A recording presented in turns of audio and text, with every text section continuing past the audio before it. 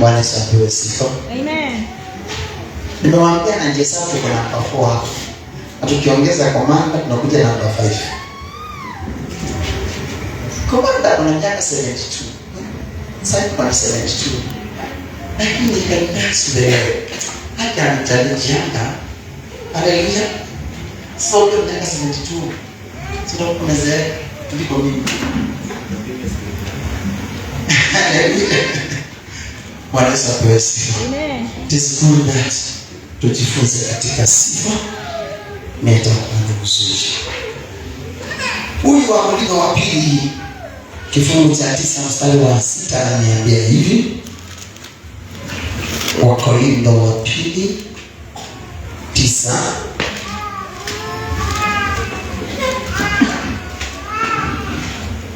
mstari wa 6.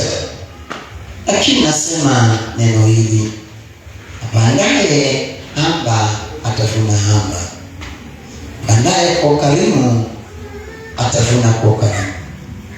Kila mtu na atende kama alivyokusudia moyoni mwake, si kwa uzuri wala si kwa lazima, maana Mungu mpenda yeyote atoaye kwa moyo wa ukujuvu. Mstari wa 8.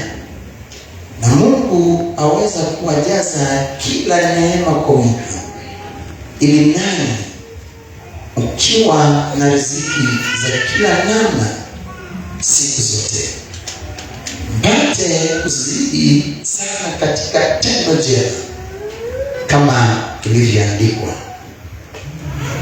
apandaye kama ilivyo mstari wa 9 kama ilivyoandikwa, amtapanye amewapa maskini, haki yake yakaa milele. Na yeye ampaye mbegu mwenye kupanda na mkate uwe chakula, atawapa mbegu za kupanda na kuzidisha, naye ataongeza mazao ya haki yenu. 11. Mkijitayarisha katika vitu vyote, mpate kuwa na ukarimu wote, umpitao Mungu shukurani kwa kazi yetu. Maana watumishi wa huduma hii uwatimizii watakatifu riziki walizopungukiwa tu, bali uzidi sana kuwa na faida kwa shukrani nyingi apewazo Mungu. 13. Kwa kuwa mkijaribiwa katika utumishi huu, wanamtukuza Mungu kwa ajili ya utii wenu katika kuikiri injili ya Kristo, na kwa ajili ya ukarimu wenu ulioshirikishwa wao na watu wote, nao wenyewe wakiomba dua kwa ajili yenu, wanao shauku kwa sababu ya neema ya Mungu iliyozidi sana ndani yenu. Mungu ashukuriwe kwa sababu ya kipawa chake, tusichoshwe kukusifu kama ipasavyo. Amen. Toka kwa sifa Yesu, tukutukuza. Nena nasi kwa neno hili, wahudumie wana hawa hata walio mbali. Yesu katende neno, na katika jina la Yesu Kristo tumeomba na hata kuamini. Haleluya. Amen. Bwana Yesu Kristo apewe sifa. Amen. Nashukuru Mungu kwa wakati mwema ambao umetupa,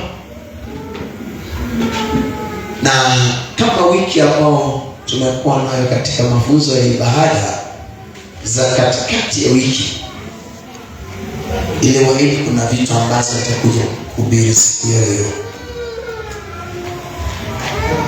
na tuliona kana kwamba kuna tabia zingine ambazo siandamani ama si za Kristo kama wewe ambao umeokoka.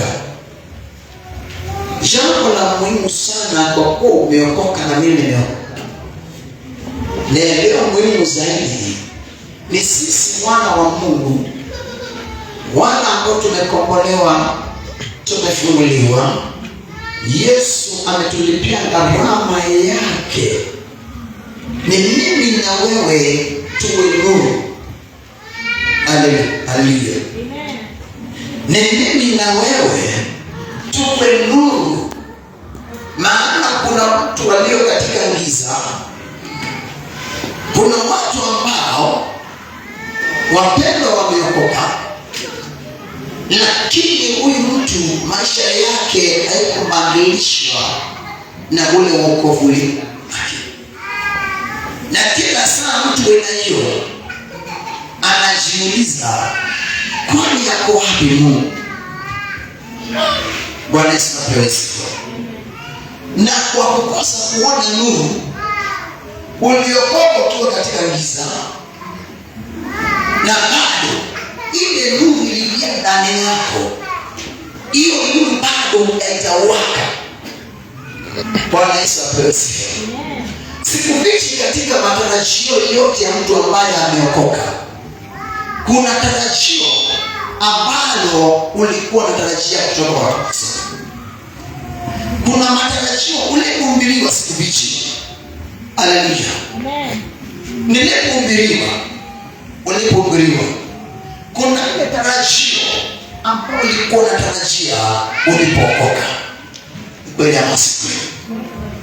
Labda uliambiwa usikie uzuri wa Yesu akona, ukaambiwa vizuri Yesu akitembea aliwaponya. Kwa Yesu ukienda utafungukiwa, utapata mkate wa kila siku, yatakuwa vile na yale. Na maana wengi tuliokoka tukiwa katika shida. Ni kweli ama si kweli? Wengi tuliokoka ndipo familia zetu zipone ama upate kupona. Kwa hiyo walikuwa na tarajio jema ulipookoka. Bwana Yesu asifiwe. Kuna kusudi ambalo lilikuwa nalo, na ambalo ile kusudi ulijua vizuri, nikienda kwa Yesu hii itakuwa kwa. The same applies hata sasa. Unapokuja ndani ya ibada, maana kwa ibada sio chama. Kwa ibada huwa tunakuja kuabudu Mungu. Kweli ama si kweli? So unapokuja ndani ya ibada, unapata kuna kusudi hata ndani ya ibada.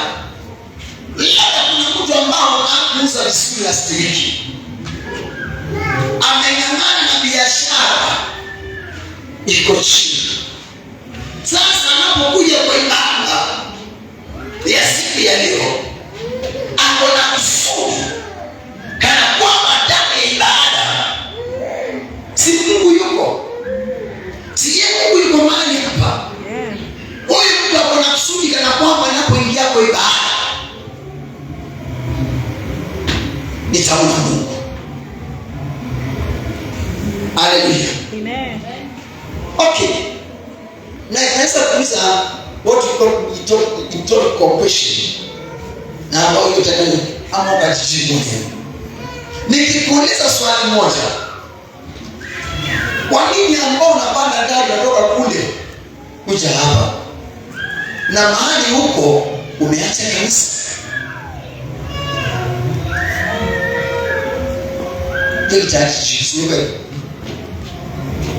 Tuongee kweli. Na hiyo tutaenda jibu wote pale. Ni kweli ama si? Ama nani akona jibu anipe jibu kwa kitu moja. Lakini nipatie tena upate. Ndio hapo. Hata kama ni sadaka nachukua. Haleluya. Nani anazinipatia jibu kwa kitu tatu? Anjeni banazo. Hatuna jibu. Ni kweli ama si? Ni kweli ama si kweli? Lakini unajipata Jumapili litafika, umejiandaa, ndipo uende kwa ile madhabahu. Na hadi nimeweza kwa sauti ya chini. Haleluya.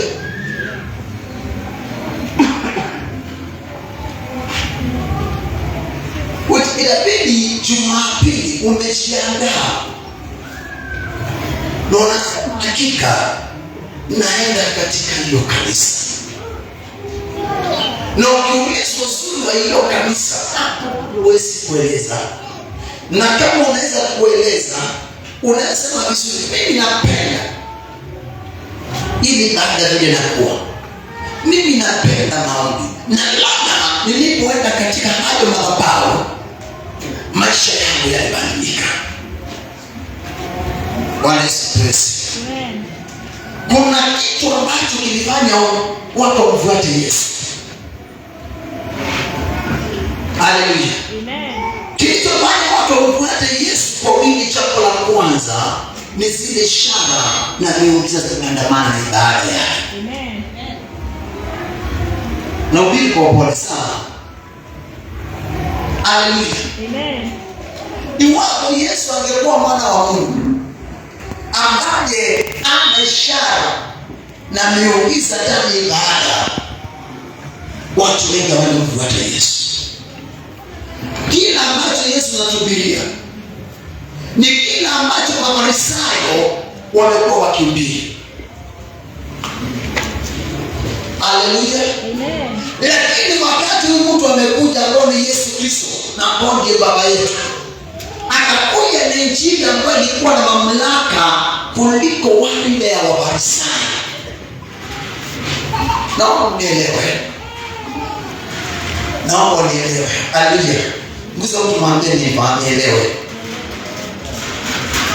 Nguzo mtu akao mbele yako mwambie nielewe.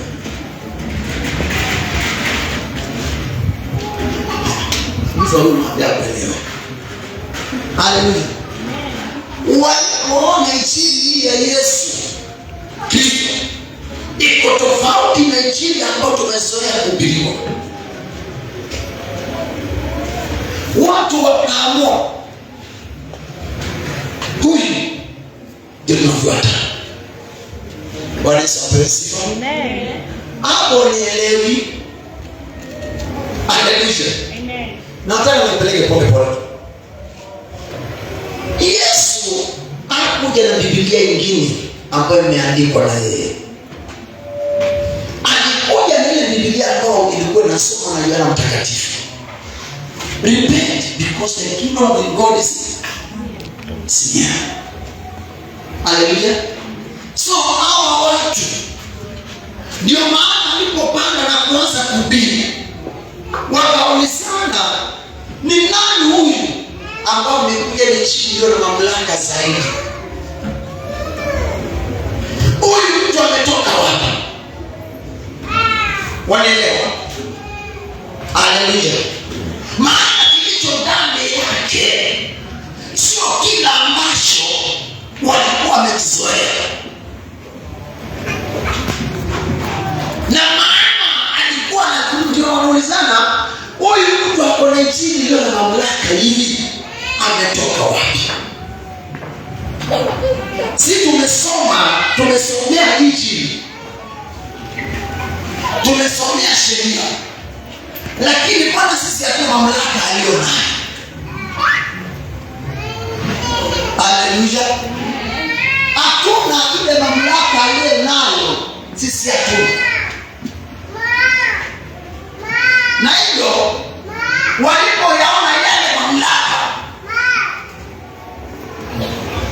sisi tumekuwa tukihubiri, hatujawahi kuona mtu hata kama ni jicho. Tumehubiri injili hii, lakini iweke mkoa mlango. Haleluya. Tumehubiri injili hii, lakini magonjwa yamekuwa yakisumbua watu ndani ya ibada. Huyu mtu amekuja saa hii,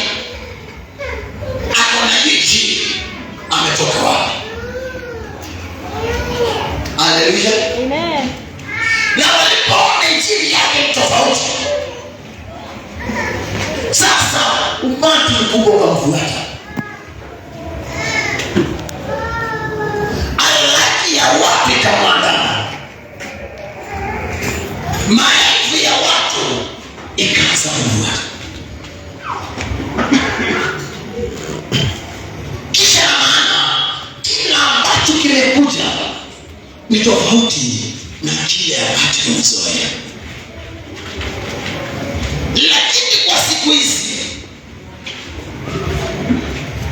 hata Mungu akitenda kile ambacho hawatakizoea katika ibada, wengi wanabakia mahali pale.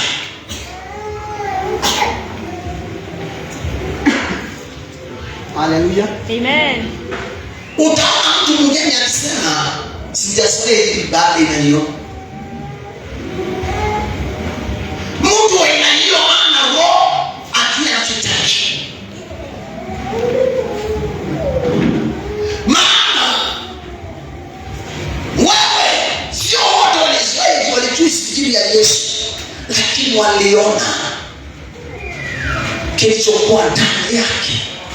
Vile ambavyo akienda kwa mikutano, watu wanapona, watu wanafunguliwa, akikutana na mapepo yanaanguka. Na kulikuwa na wachungaji walihubiri the same gospel, but the gospel without an impact. Hallelujah. Amen. How can you say in the word of Kiswahili impact ni nini? Injili ambao ailete mabadiliko ndani ya mwanadamu. Sio kweli? The simple language kanisa. So, alikuwa anahubiri injili ili ambao ailete mabadiliko ndani ya mwanadamu. Haleluya. Amen. Kuna watu wengi ndani ya ibada na hata kwa kanisa siku hizi, ile injili inapokuja kwako aina nimesema impact nini? Haibadilishi maisha yako. Haleluya. Amen. Na yule mtu akonde roho ya makanisa, usiniambie kitu nimeokoka na mjua Yesu. Lakini ukimuuliza ni nini ambalo limekuleta mabadiliko kwako, hawezi kukueleza ni nini ambalo limekuwa na mabadiliko ndani yake. Bwana asifiwe. Amen. Neno la Bwana linakwambia the church, and those who are the church, they are still suffering more and more. Bwana asifiwe. Amen. Kufikia hapo umeelewa sana? Wale walio kanisani, maana ile injili ndani yao haileti mabadiliko. Unabaki kusema Yesu Yesu, lakini there's no church in your life. Tinyambia unakaa pale. Haleluya. Na ukienda kujua yule mtu katika ile giza, yeye ndiye anajua kushinda wewe. Bwana Yesu apewe sifa. Haleluya. Amen. Yeye ndiye mshauri hata kuliko wewe. Unaweza kuhubiria mamako ama babako, akwambie kijana, ulikuja juzi. Hiki kwa mbinu na babu zako na alikuwa tuacha. Hata nilikuwa naimba kwaya. Hata naimba kwaya sasa. Unaniambia nini? Hallelujah. Amen. The important gospel that we are preaching. That we are preaching. Is it okay. Is to bring an impact and change to someone. Hallelujah. Amen. Ni ile injili ileta mabadiliko ndani yako. Na wakati hapo injili inakosa mabadiliko ndani yako, it is for nothing. Bwana Yesu mpesi. Amen. Injili isipoletwa na maandiko ndani ya mwanadamu haina umuhimu yoyote ile.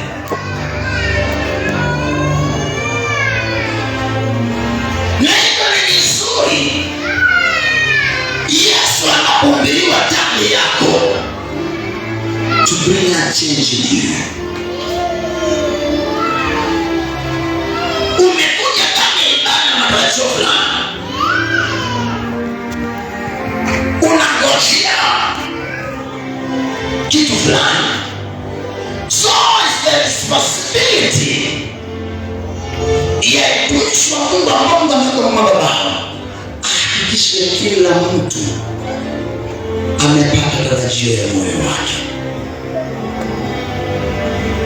Ndio maana nakwambia hata kama uamini, huwa naomba Mungu, namwambia mpe muujiza wa siku moja ama siku mbili. Baada ya siku mbili ama tatu ama wiki mzima, unaweza toa ile muujiza.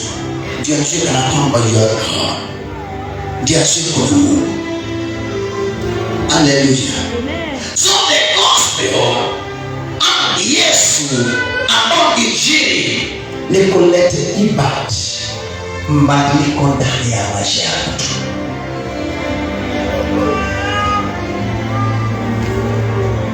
Bwana Yesu. Kuna watu ambao ndani ya sasa hivi wanakufa.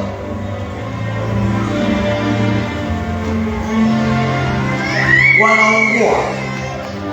Lakini ukijaribu kuwaleta katika mwangaza, wanasema injili hatujazoea. Hallelujah. Amen. What's injili? Man, the word of God is new every morning. The word of God has new revelation every second, every minute, every hour. So huwezi zoea injili ya Yesu.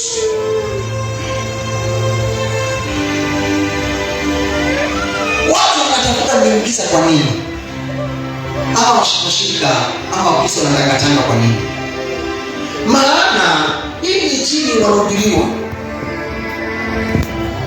ndani yao hainanga usawa. There's no impact in their salvation. Niliokoka nikajua kana kwamba nikiokoka nitakuwa na maisha mazuri, biashara yangu itakuwa salama, watu wangu watakuwa salama. But still my children, my business are jobless for more than 10 years. I'm sick for more than 5 years. Na kila saa nikienda kanisani, hata ikihubiriwa natoka pressure ikiwa chumbani. Hata ikihubiriwa diabetes iko ndani yangu. Hata ikihubiriwa, haleluya, natoka na huo koma ndani yangu. Bwana asifiwe. So the people wanatangatanga wakitafuta nisi ambao nitapata jini iliyo na nguvu ndani yao. Bwana asifiwe. Si kana kwamba watu hawapendi Mungu. People they love God. Sema amen. Kwa nini msianze Kiingereza? I say people they love God. Say amen. Amen. So you are not catching English. People they do love God. Say a very great and big amen. Amen. So you understand English. Hallelujah. So people they do love God. The problem that we have, the God, Jesus Christ, that we are being preached to, He has not changed our life. Pastor, what are we doing? Hallelujah. Unanielewa? Hallelujah. Ukiwa msalani sana.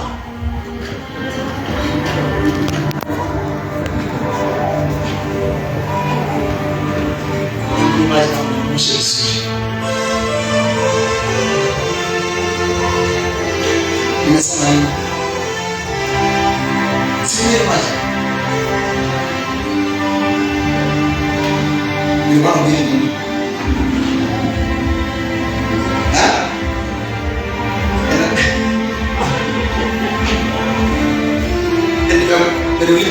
Nasema nini? Hapa kuna la msimamo. Sawa. Hapo kubalika. Mwizi na mwizi ndio kusema. Anabaumsha roho si mwana anafanya dosia.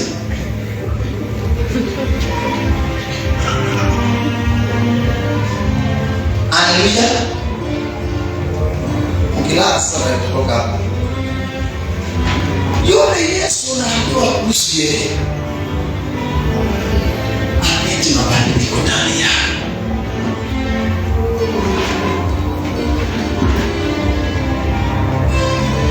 Ile tatizo tuko nayo wale ambao tunaona mabadiliko katika ibada. Na Yesu analeta mabadiliko kwao. Ni kwa most of you ignore the power of God. Bwana Yesu asifiwe. Na bado hapo ignore ile nguvu za Mungu, utamuona Yesu ndani yako. Na hapo kija ndani ya ibada, kila saa, kila wakati kuwa na matarajio fulani. Haleluya. Ambapo ukiingia kwa ibada unajua vizuri na kwamba natarajia hivi na hivi, na kama itatendeka hiyo wiki ni njia rahisi, ndipo ichi iwe na impact ama ilete mguso ndani yako.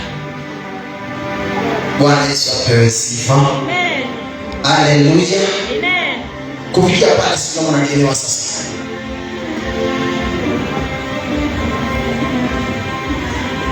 Kufikia pale sisi kama unanielewa. Sisi tunapanga vizuri. Maana wakati ambao kwa mfano katika ibada ya madhabahu haya kutakuwa na nguzo. Nilipoingia kwa hiyo ibada, familia yangu ilipona. Nilipoingia kwa hiyo madhabahu, hivi imetendeka. Haleluya. Mtu anaiona gospel katika ibada ya Bwana. Sikufichi. Haleluya. Mimi wanahurumia tena nilienda mahali pengine. Na tukihubiri, mama kwa pale anasema, "Pastor, familia siko na shida. Pastor, familia siko na shida." Exactly, the Christians are suffering. Most Christians are suffering.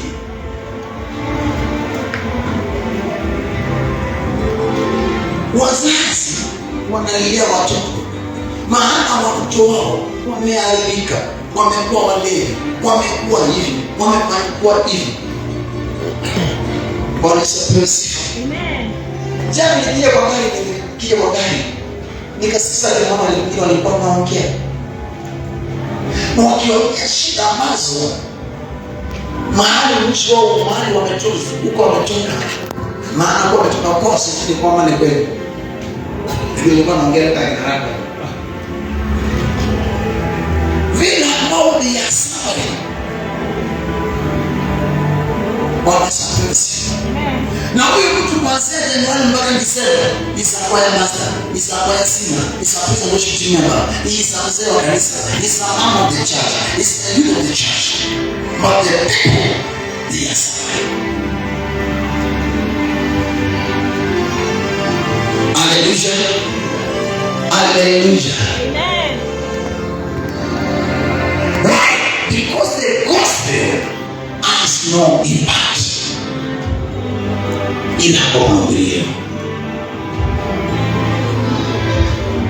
Wengine wananyonga usiku, wengine wamesha chakula usiku, and they are Christian. Why? Because the gospel amejiri imepelekwa sakulete mguso.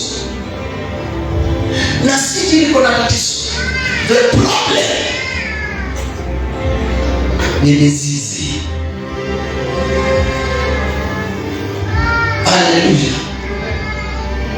Ile mizizi ndio iliona shida. Ile mizizi ndio inatesa watu.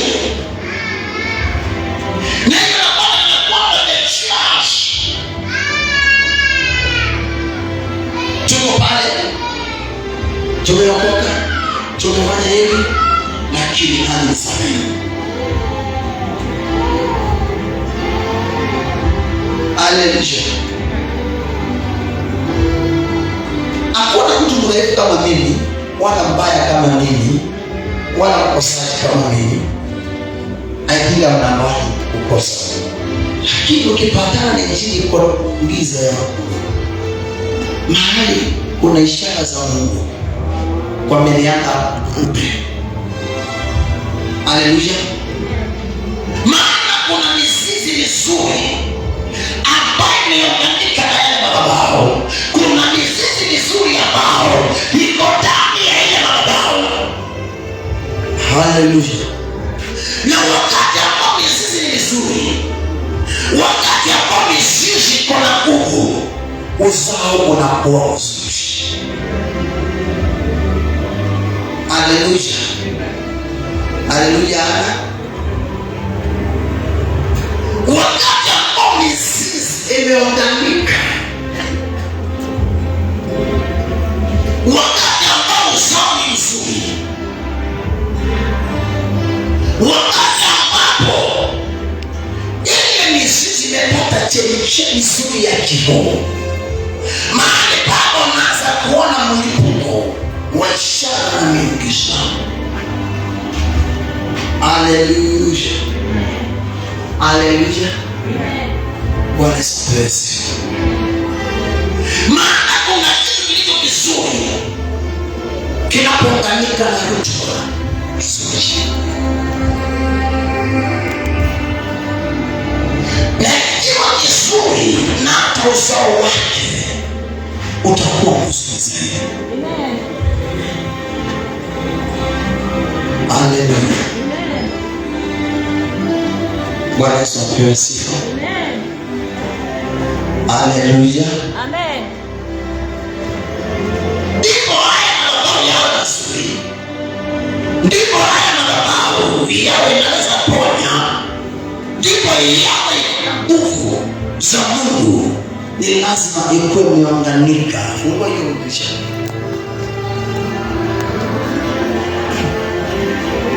Ni lazima ikuwe imeunganika na rutuba iliyo nzuri.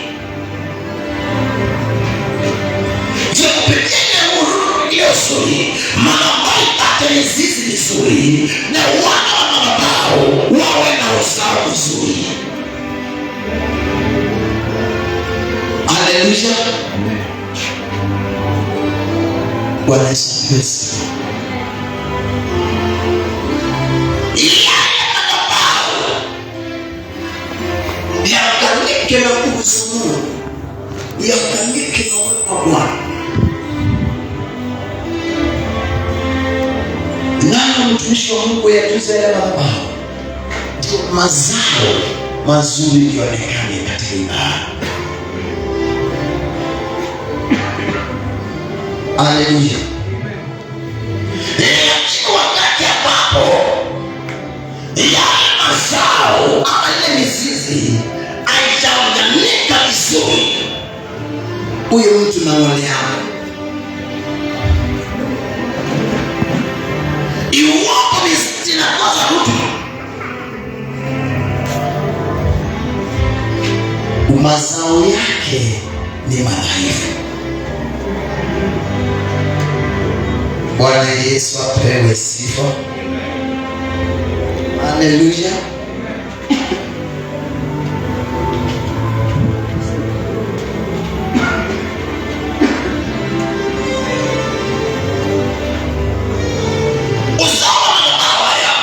Utaonekana kwa nani?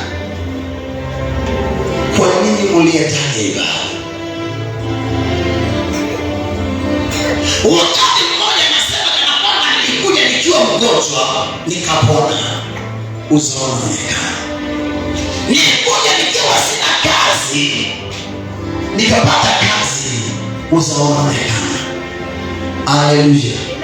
Nilikuwa niko chini katika imani, tangu niingia katika madhabahu ya Bwana nimejengeka. Uone uzao unaanza kuonekana. Na madhabahu yaliyo na ushuhuda ni madhabahu yaliyo na rutuba iliyo nzuri.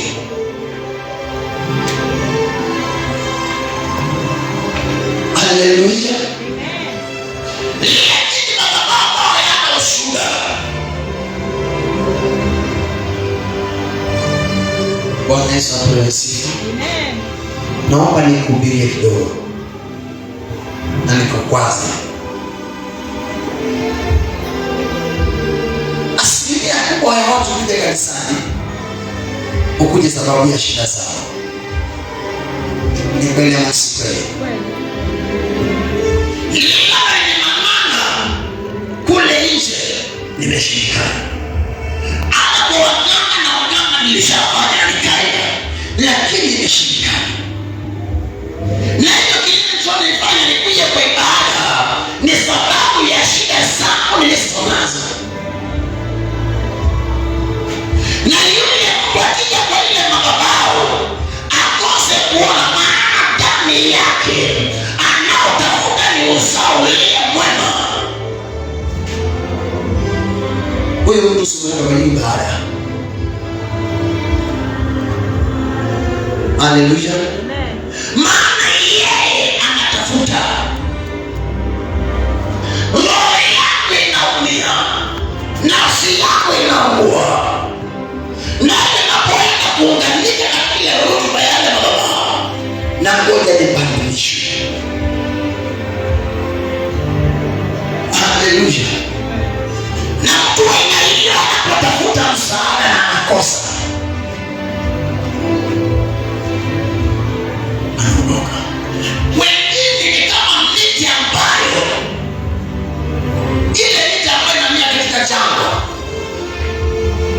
na si green, imekauka kabisa, shida zimekukausha, lakini unapoangalia mahali pale na kwamba mimi nilikuwa napenda, mimi nakaa pale. Haleluya. Umekaushwa na shida, umekanda, ndipo kweli unazidi kuhangaika, ndipo kweli familia zinakujika. Hakuna yeyote na ndoa, hakuna yeyote wanamleka. Lakini unasimama Bwana anasema Yesu ni mzuri. Niambie uzuri wa Yesu, nikwambie una Yesu. Maana anapokuja kwako ataonekana kwa matendo, ataonyesha mazao yake ya mwenyewe. Maana wewe ili ni sisi, mti ni wewe.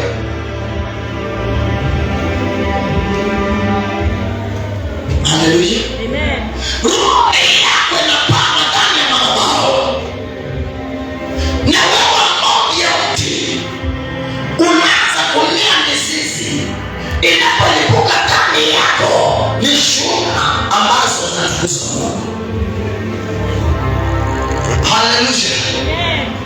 Hakika leo mtu mnaona leo mchungaji, hata mimi sikuwa nimepanga nihubiri hiyo. Hiyo sio ile kubwa alikuwa amenibaki nipatie hapa. Haleluya. Lakini kuna watu ambao wamepanga ndani ya madhabahu. Kwa ya master. Ndio pesa kwa shiti. Ibada ya mchana before speaking no one can speak. The chairperson of the bank development. I said if man no one can give. Lakini usao ndani yake auonekani. Iwapo ni watoto wake ndio wanamtafutia shule, iwapo ni biashara yake yeye amejawa na madeni, iwapo ni magonjwa yako ndani yake, kwanza yeye ako na pressure, yeye ako na diabetes, yeye anaona mtoto mbaya na anasema mimi ndiye the child of the church. Haleluya. Bwana Yesu asifiwe. Uone mti ambao jangwani, lakini unaanana na jangwa, na baada ya pale ile jangwa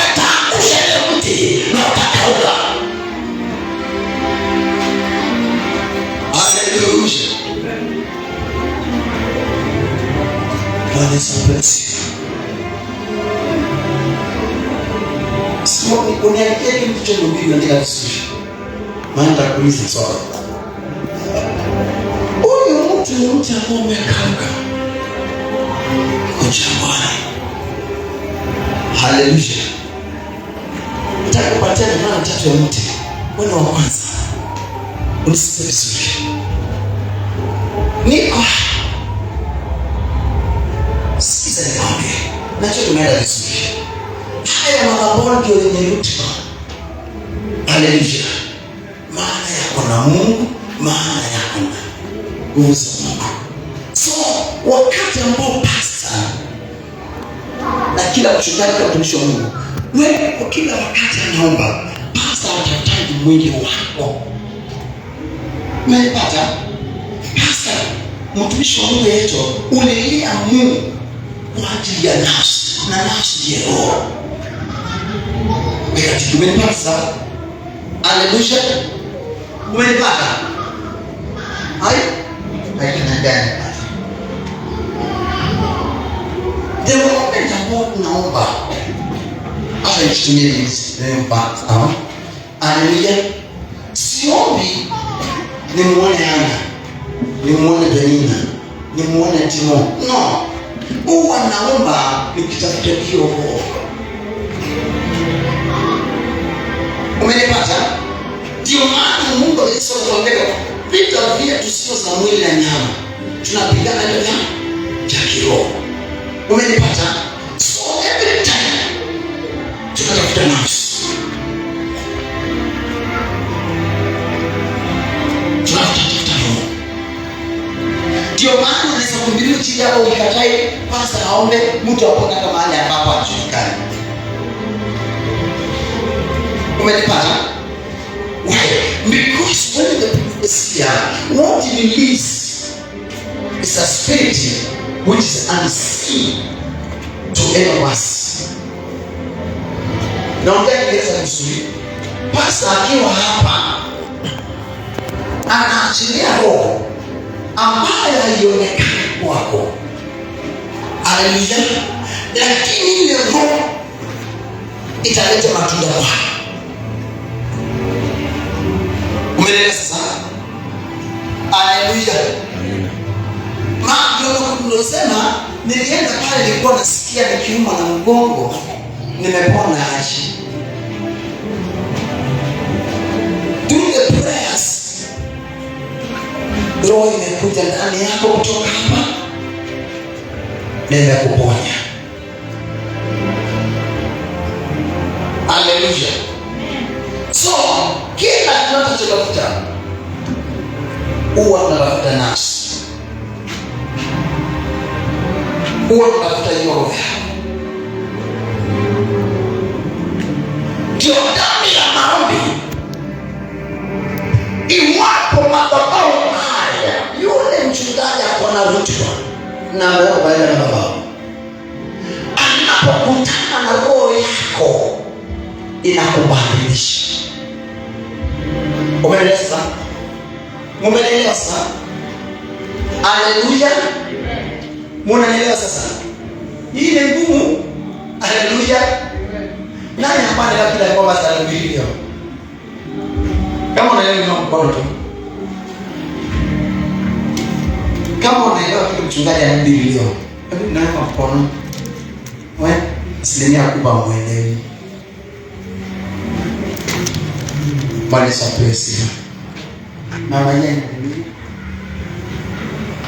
Pastor anatafuta roho. Na kila mchungaji utakuta roho.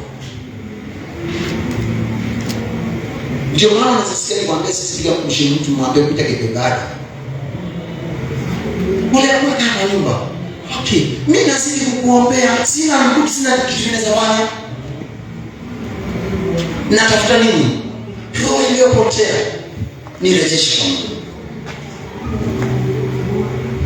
Angalia Mkristo ambaye amezoea kuongeleshwa na pastor.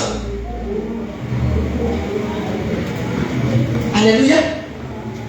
Mbona kangaji? Sisi kuona siku ya Jumapili nilikuwa wapi? Nilienda. Okay. nilikuwa nashangaa walikuwa wameenda wapi. Huo ndio unakuwa mwisho wa mchungaji. Wanaweza kuelezea. Haleluya. Unaongea mtakula. Unadai haleluya. Unaongea haleluya. Yes. What the pastor prays for you. Huyu ataguswa na kuja kuibada. Huyu ataguswa na kuja kuibada. Hasa anapokuwa na ile roho ya kutafuta nafsi. Wote kumwona na stress. Lakini akikuwa na roho ya kutafuta washirika. Haikulienda wapi wewe kuja. Ndio. Sasa wewe usipokuja ibada unajua wewe ndio unachukuanga sadaka. Nani alikuwa kuja kwa ibada? Wewe mchungaji sio stress.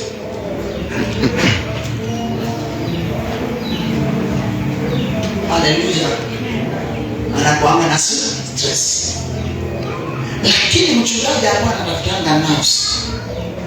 Ndio tunaona mpita njia anaingia kwa ibada.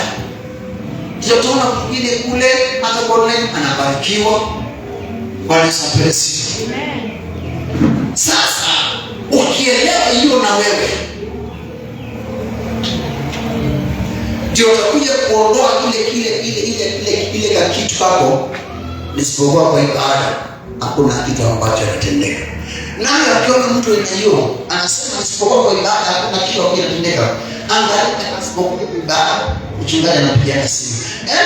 Kwani ndio ile mbona kwa ibada? Jumapili atamfikiwa tena sipokuja. Jumapili nyingine na hata mchungaji anamwendea kwa nyumba. Na wewe mama nani? Wewe si unajua sipokuja ibada basi mimi sitakula. Sasa ukikaa kwa nyumba mama atakuelezea nini? Bado unani hata nakuja. Wao wanajua mnakuwa na kiburi. Haleluya. Bwana asifiwe. I'm talking about planning and harvesting out. Changisho kusimama hapa. Ni kwa mswaki online ya maombi ya asubuhi. Yes, tulikuwa na cameraman ambaye anamkanga mapema. Ni mama wachache na mbili kuchukua nani anapiga Yesu. Ana akiwa hapa nje kupiga tena. Ndio sisi kupiga tena na sukari nyingi ama maziwa nyingi. Ina nje kupiga tena na kitu pala kwa sukari. Haleluya. Sasa sanje kupima maji ya chai. Ukipata watu na hiyo tunasipoti kuna maombi ya asubuhi ambayo inasapoti katika online. Haleluya. Maana inakabilia wasprayers. What I pray for sipokuja kwa ibada. Haleluya. Amen. Naomba Mungu lete roho ambayo inaumia. Lete roho ambayo Mungu anajui. Lete roho ambayo Mungu labda imetenda wiki mzima. Lete roho ambayo Mungu anakutana nayo ndani ya ibada. Those are the prayers. Haleluya. Sasa ukianza kuona hiyo ndani ya ibada, utasaidika kwa haraka. Haleluya. Unanielewa sasa? Unanipata vizuri? I know you don't know what I know, you know. Now you are catching good what I am preaching. Sasa ile nafsi ambao mchungaji aliomba iletwe. Imagine wewe. Tuseme amen.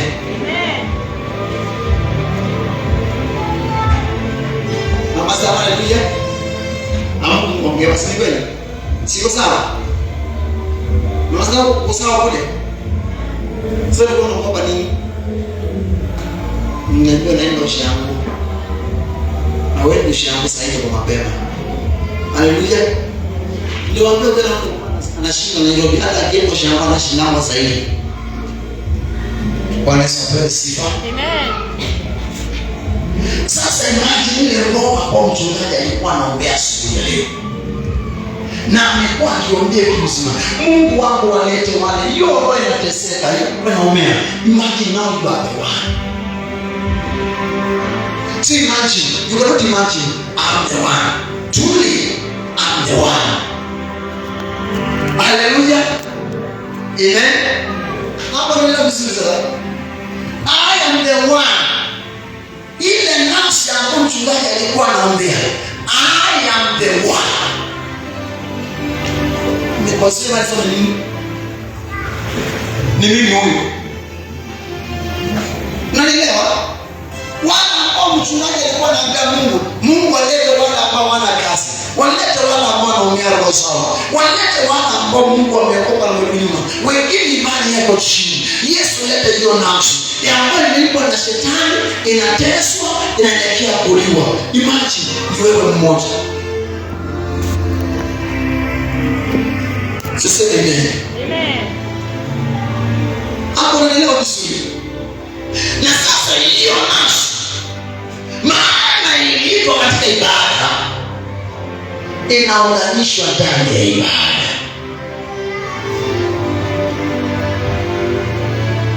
Haleluya. Sasa wewe umeketi hapo,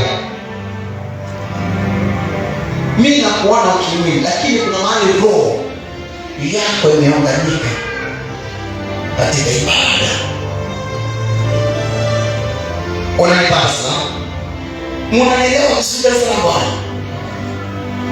Munanielewa? Maana unapokupanda pakuvuna. Ni kweli. Sasa mchungaji achukua mbegu niende ipanda hapa na kanisani. Zimie. No. I plant your souls in this altar. Bwana Yesu apewe sifa. Na maana sasa unakuwa mti uliopandwa ndani ya ibada, uliopandwa katika maabudu haya.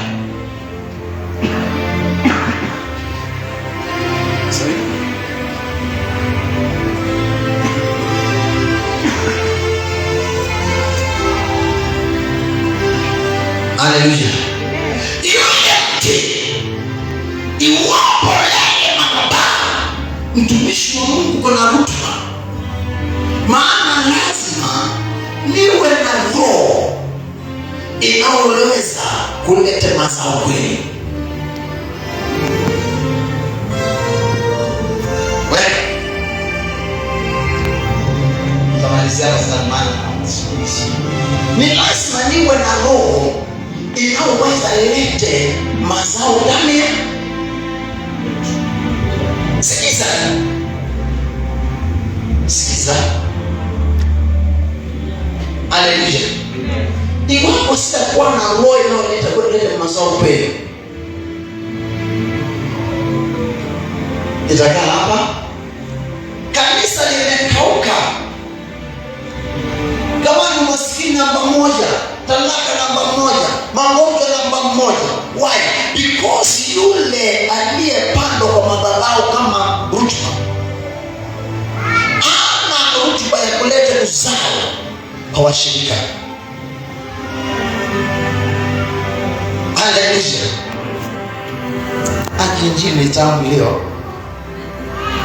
Haleluya. Hapa pastor anajifunga yeye mwenyewe, anajitandika msikie. Haleluya. Iwapo kanisa si mbaya, haleluya, je, wale wako kwa hiyo madhabahu wako na rutuba ya kuleta uzao kwa washirika? Hallelujah. There's no time that God will come to Miriam and Aaron. Always God will come to Moses. Umenipata? The time of Joshua is coming when the Moses will not be there. But unless Moses is there, Joshua will be down, Miriam and Aaron will be silenced. Sema amen. Sasa hapo nielewi. Hallelujah. Wewe hakuna siku ambao ndani ya ibada you bring an impact. Sema amen. Hakuna siku wewe unapokaa kula mioyo yako let me back in the service. Sikiza. Because Joshua is there. I don't use the Moses. Because Moses is there. Through the Moses, the impact to be seen to Israel. Hallelujah. Ndio mama mmoja mnaenda ndio Kiingereza na kusoma kitabu. Okay, hold on my glasses. Unajua nilikuwa napenda kuongea Kiingereza so Biblia. Hallelujah. Bwana asifiwe. Amen. So, it's not the responsibility of Moses. Moses connected nene rotba ambao ni roho Bwana. Ndipo nao Mungu Israeli ipate uzao uonekane kutoka kwa. Haleluya. Sasa umenipata? Haleluya. Kwa hiyo napomanisha Mose hapa. Now what's the next? Nianze kuona mazao. Nilikuwa sina kazi, nilikuwa sina ndoa, nilikuwa hivi. Sasa unajua madhabahu inaleta uzao. Bwana Yesu asifiwe. Sasa unajua the God whom I preach is a miracle working God, and now God is working to his people. Hallelujah. Hiyo injili ni ngumu. Hallelujah. Sasa kuna miti aina tatu.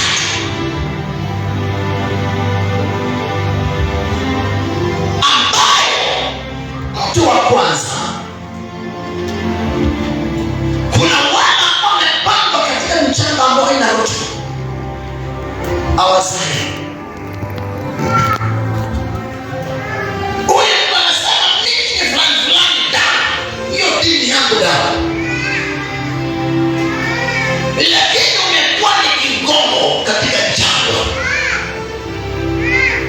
Hiyo ilikuwa nimeshaulia kusikia mtu wa kwanza. Hallelujah. Sisi yule anateseka. Baada ya ibada kutoka familia yake ni Israeli. Watu wakifunga kazi, wakiachia kazi is number one. Watu wakiwa wagonjwa, wakipigwa is number one. Hallelujah. A good man of God will protect the souls of his your sons and daughters. Msione pastor akiwa anapigwa, ati kuna mapigo, msema amepigwa na Mungu. Because pastor is fighting for your battles. Pastor may suffer, family may suffer. Why? Because anapigana hata vile. Hallelujah. Ndipo wewe mwenyewe uwe na amani. Ni lazima mchungaji akose amani.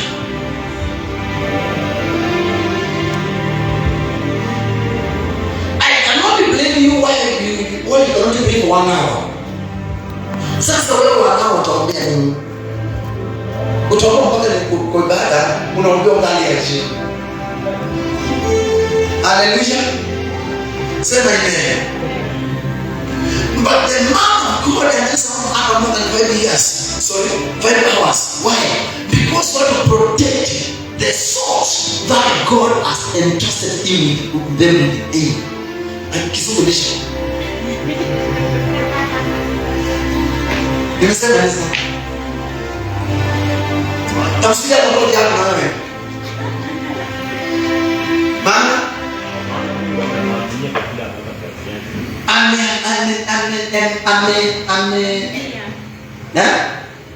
trust.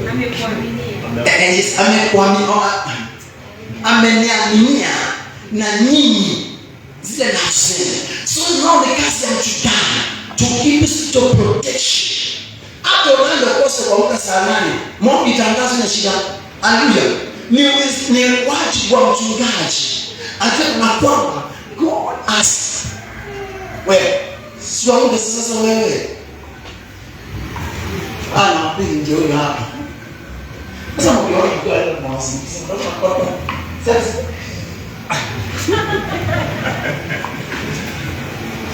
Ella me la vea niache. Kama mnataka kama na bali nyingine mpenzi. Oh. Haleluya. Bwana Yesu asifiwe. So ni wajibu wa mchungaji. Wewe lala comfortable. Bwana Yesu asifiwe. Hata pastor tangaza kufunga. Kama kuna neno taangukia mmoja mbalike ndio kufunga. Amen. Iwapo ataangukia mmoja mbalike, it's your responsibility mchungaji. Don't complain. Don't blame. Don't quarrel. Hallelujah. It's your responsibility to protect the souls that God has entrusted you with. Amen. Umepasa. Hallelujah. Amen.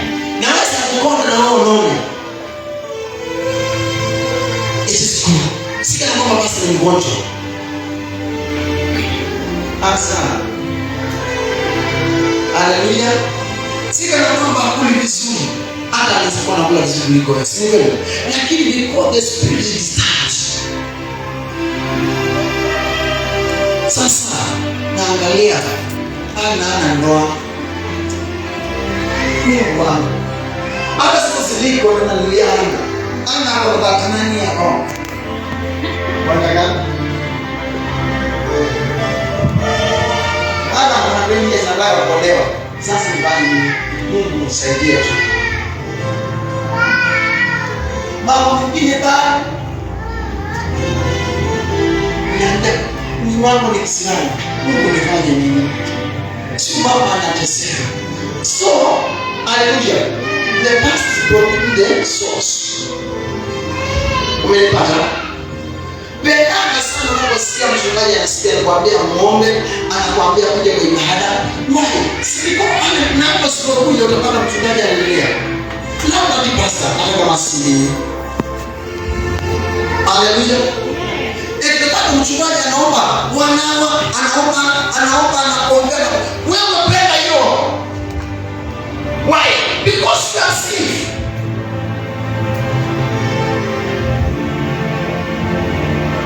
Hallelujah.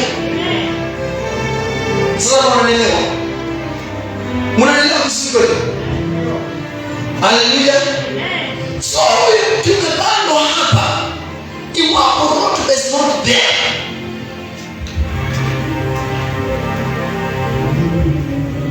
Na wewe unakuangalia mahali pale, unaendelea kukaa. Unaanza kula na mindutu. Magonjwa, umaskini, talaka, hiyo ni mindutu inakula mti. Hallelujah. Sasa mazao ya ule mti, maana ni mazao yote. Uzao wa mti utakuwa ni magonjwa, visirani, takitaka za kila aina, ndoto mbaya, everything. Waendelea, macho kuna kachi kwa sahihi. Imejaa. Wewe ungesema maji. Naomba Mungu akupe pesa mwezi mzuri ile hapa. Nataka mwezi ya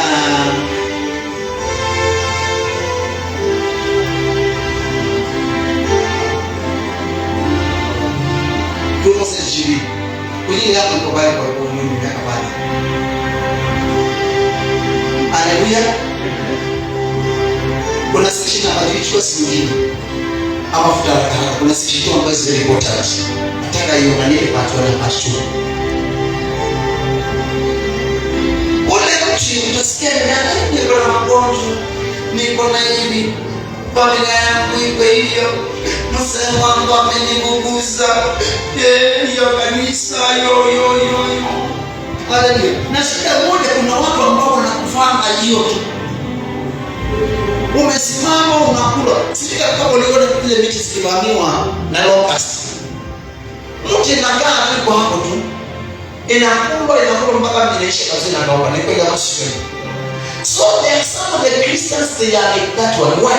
Maana roho tumekosekana ndani ya baba. Bwana Yesu apewe sifa. Unaelewa injili ambayo nakuhubiria sasa? Na kupatia mtu wa pili, mtu wa tatu kupatia nitakupatia siku ya Jumapili. Haleluya. Wao ni mambo wako hapa. Wewe waambia mtu. Mtoto wake wa kwanza ni mlevi. Wa tatu ni mlevi, wa pili ni mlevi. Wa nne ni mwizi. Amesimama kwa hiyo. Haleluya. Amen. Bwana Yesu apewe sifa. Amen. Haleluya. Amen. Mtu wa pili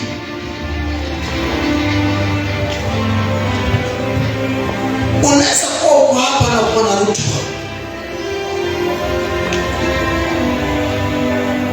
Haleluya. Ndio nawaambia chunguza kila madhabahu unaenda.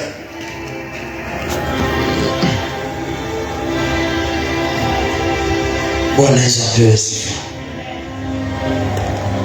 Unaenda kwa madhabahu ambayo haina rutuba. Na hii inaumiza wengi. Unaanza kudhulumiwa.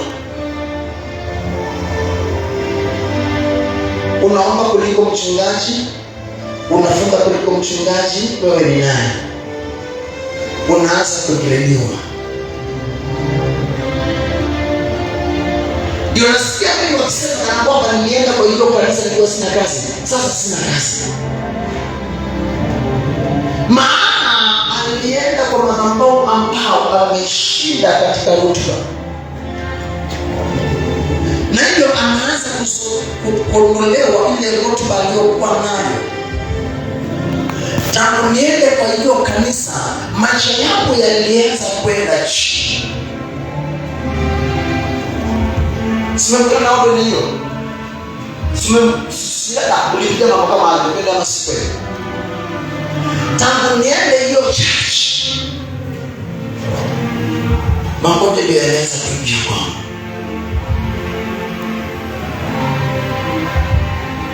99% of you, 99% of you, now all the people won't gather in the altar. Iwe ni madhabahu ya Bwana, iwe ni madhabahu ya giza, au watu asilimia kubwa they possess the spirit in that.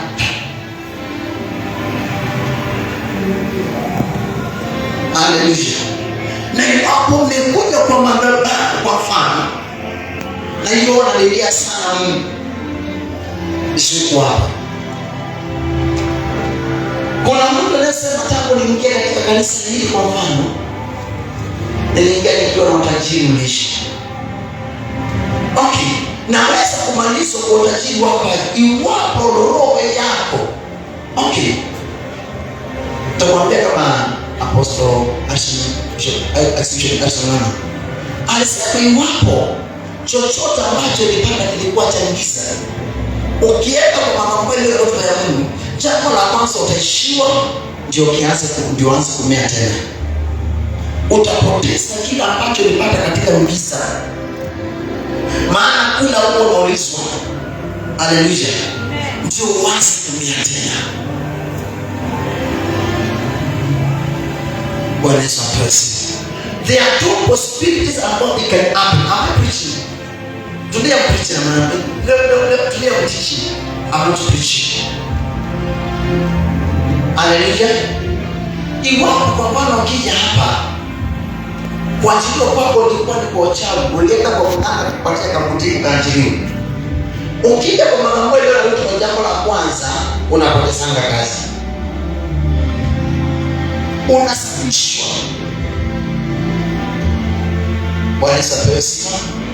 Ndipo sasa ukikumbana vizuri mimi nilikuwa naenda shambani. Roho yako inapandwa tena na baba. Unaanza kunya tena. Iwapo unaoleka kwa mganga, unaenda kwa mganga ukaoleka, ukija hapo unapoteza ndoa yako. Maana yule mganga alipatia ni English. Alipatia English. English ama English. Ilisi. Inaelewa? mtu anasema English kama mimi. Ndio iondoke. Haleluya. Hiyo ndoa itavunjika, ukae bila ndoa. Haleluya. Na pale pale kwa hiyo mambo upate ndoa. Kile kibaya kilichopangwa ndani ya roho kinaondolewa. Ndicho kipande. Hiyo ni option number 1. Iwapo naweza enda na mambo yale wale watu wanapenda kutanga tanga. Na ila mambo haina nguvu. Sasa option number 2, unaweza drainiwa. No, not drainiwa. There's no change. You start going down, down, down, down. Yes. Hallelujah. Bwana Yesu asifiwe. Am I teaching something? Baka mandani niseme. Hallelujah mama. Say yes. Yes. Nikazuri. Anaobako. Hallelujah. Bwana Yesu asifiwe. Sasa mnipaka vizuri. Unajua naongea kuhusu usono. Nimesema usono unaonekana kutoka kwenu. Utajua mambo mazuri kupitia kwenu. Utajua mambo mazuri kupitia kwenu. Pastor yuko na shida. Pastor yuko hivi. Pastor tangu nikuja. Mchungaji tangu nikujua. Au kunijua. Nafsi moyo yako ilikutana na Mungu. Ndani ya ibada. Bwana Yesu asifiwe. Haleluya. Weka pulso. Sabia masaa. Jumapili kumalizia hiyo. Ndio mpate kujua mazao mema ni yapi. Haleluya. Unapokuja ndani ya ibada, roho yako inapaliliwa. Wala unapeleka kuja kusema, wewe ndio kusema mingi hasina shida hiyo, lakini yeyote kwenye service, kila saa roho inapaliliwa, roho inapaliliwa, roho inapaliliwa. Haleluya. Bwana Yesu asifiwe. Kila wakati roho inapaliliwa. Na roho inapopaliliwa inaendelea kukomaa. Haleluya. Kuna watu ambao watakomaa. Wafikie kiwango cha magari, wafikie kiwango cha biashara kubwa, wafikie kiwango. Maana roho inapaliliwa. Haleluya. Naomba nifike pale. Wewe tu alama ndio hiyo umeandika.